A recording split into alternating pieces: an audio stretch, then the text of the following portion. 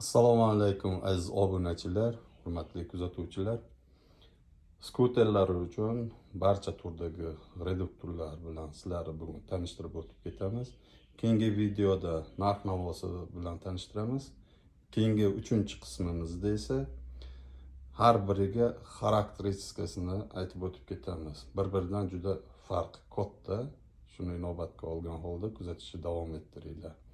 Aziz obunachilar, yangi partiya akkumulyatorlarimiz ham kirib kelgan.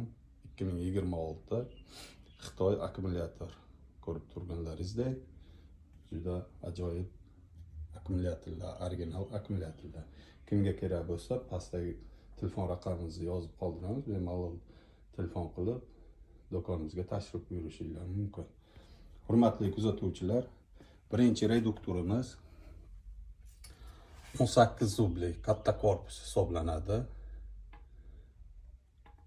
Ikkinchi, uchinchi reduktorimiz ham 18 zubli.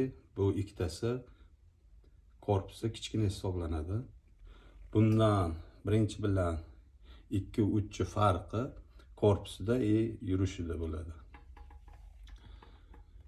To'rtinchi reduktorimiz skuterlar uchun, 3 g'ildirakli skuterlar uchun mo'ljallangan reduktor 18 zubli. 5-chi reduktorimiz esa 20 zubli reduktor.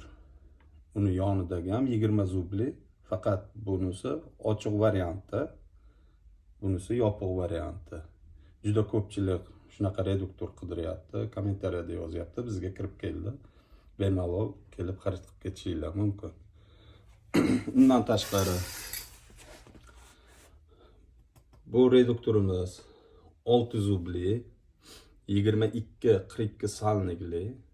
Ko'pchilik juda adashadi, 6 zubli ekan deydi. Uni mana bu salnigidan farqlab olishingiz mumkin. Ko'rinayotgan bo'lsa 22-42, mana 22-42. Shu salnigidan farq beradi. Bu ham katta korpusli, o'rta hol reduktor hisoblanadi. Ikkinchisi, bu ham 6 zubli. Bundan farqi korpusi esa yana kattaroq hisoblanadi. Bundan ham kichkina korpuslari bor, 500 kiloliklarga mo'ljallangan.